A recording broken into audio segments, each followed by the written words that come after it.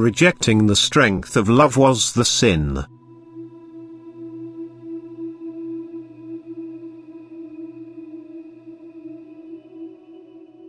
If you are spoken to from above, it is a sign of my never-ending love which takes pity upon humanity and wants to come to their aid, and this love will always and forever apply to you, for you are also part of me, even though you followed my adversary into the abyss of your own free will. Nevertheless, your fundamental nature is love. And I will not rest until you have changed yourselves into your fundamental nature again. So if you are now spoken to from above, you will also recognize by my address that it can only be the work of a good power, for I only ever endeavor to cultivate love in you and to refer you to Jesus Christ and his act of salvation. Since then you will travel the right path which results in your change while you are still on this earth. Hence you should not doubt the origin of that which comes to you from above.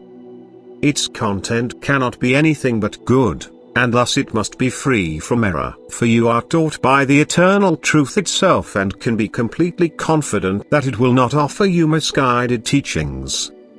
But during the last days this assurance is absolutely essential, for it is even intended to make my light bearers doubt the truthfulness of their messages.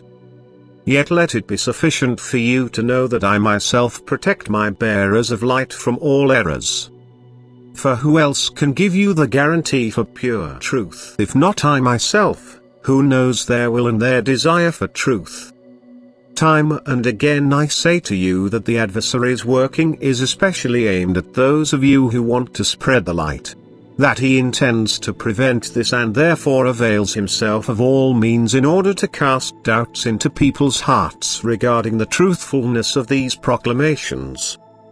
Yet my influence, too, will become more and more evident.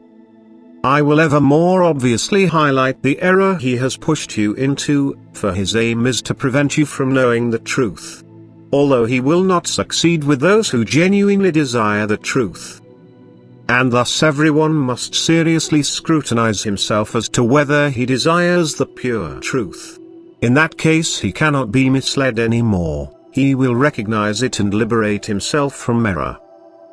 The moment of creation was an act of incomparable bliss for myself as well as for my bearer of light, for the products of his will and my strength of love were so extraordinarily magnificently shaped that they made both of us indescribably happy, so that the light-bearer's love for me flared up ever brighter. For the same creative power was inherent in them. They were able to take pleasure in it and likewise actively fashion spiritual creations, thereby raising their blissful happiness beyond measure. If I therefore state the fact that these created beings did not lack anything, that they were all externalized in my image and that they were able to work and be creatively active as long as they were permeated by my light of love, then it must also be obvious to you that they forfeited their activity when they rejected this flow of my strength of love. That they thereby lost their light, their realization, so that their thinking became confused and they were no longer capable of being active. That they hardened but were nevertheless my once emanated strength, which I therefore reshaped into creations of the most varied kinds. This process has been described to you so often already, and you can accept this as the purest truth. You can unhesitatingly accept that only the rejection of my strength of love was the sin against me, since the brightest light was kindled in them, in which they were entirely aware of the implications of their rebellion. Consequently, I will also highlight the misguided notion of any portrayal that I determined or caused the fall of the bearer of light as well as the fallen beings. All beings acted according to my will until they rejected the flow of my strength of love. But this also resulted in the hardening of the spiritual substance. And the strength I once emanated as a being had to become active in different ways, which happened through the dissolution of the substance into tiny particles, and thus creation emerged from these.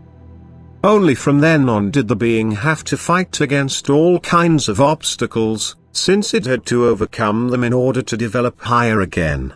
The activity of the non-fallen beings consisted of using the strength flowing from me to them. But these beings were in a state of brightest enlightenment, hence in a state of realization. And therefore these beings used nothing else but what was according to my will. As long as the being remained faithful to me, it worked and created in my will. But when it turned away from me, it lost the strength for creating and shaping. It hardened and remained inactive, which then resulted in the emergence of creation. I certainly knew from the very beginning that Lucifer and the beings would fall, and, for sake of his free will, I did not stop him. Nevertheless, I took no part in it because I had granted the bearer of light, Lucifer, the same power, and neither did I limit it, so that he was able to do anything he wanted to do. And so it was possible for him to persuade the beings to fall away from me in order to create a second world, in a manner of speaking, a world in complete opposition to me. Yet all this was only possible by closing himself, and afterwards also his followers, to the flow of my strength of love. So the rejection of my strength of love was the actual sin, for it was aimed against me myself, since the beings were utterly enlightened regarding their past origin from me.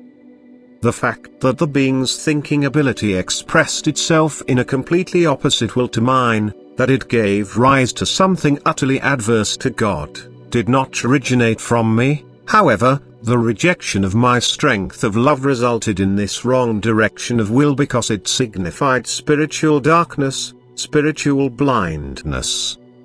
From then on, Lucifer became my direct opposite, who was able to transfer all evil thoughts, which originated from himself, onto the beings. For from the moment they consciously rejected my love, he gained full control over these beings and kept it until I let creation arise in order to snatch them from his power and to inaugurate the process of return. But then the beings had to travel a painful path until they, in the stage of self-awareness and free will as a human being, were able to dispel all their wrong thoughts, completely change their will and utterly deify themselves again. Thus they must discard everything of a satanic nature and, of their own free will, strive towards the divine. This alone already proves that evil cannot originate from me, or I could not be called divine, since only good can be understood by it. That light and darkness cannot exist at the same time, that I do not incorporate love and hate. In short, all opposites within myself. The free will was indeed able to choose between me or my adversary, but he was already evil when he became my adversary, and then also created everything that was in opposition to me, as he was a power like I myself was, with the exception that he had a beginning. The worst deception used by my adversary is to make you believe that everything of an evil nature originates from me as well. This is why I repeatedly draw your attention to the fact that the actual sin was the rejection of my strength of love, because this caused the state of confusion in the beings, the state in which they refused every kind of activity according to my will and therefore were dissolved and bound in all kinds of creations. For it is the law of eternity that my emanated strength must become active, that this strength must voluntarily be requested again in order to enable the retransformation into a perfect being.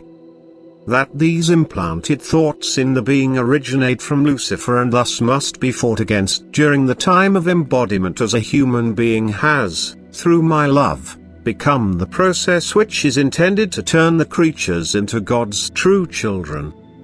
And thus Lucifer unwittingly takes an active part in this process of return, which I certainly foresaw from the beginning, but I myself have not destined him to become my direct opposite, because he, too, was a free being which came forth from me in all perfection. Amen.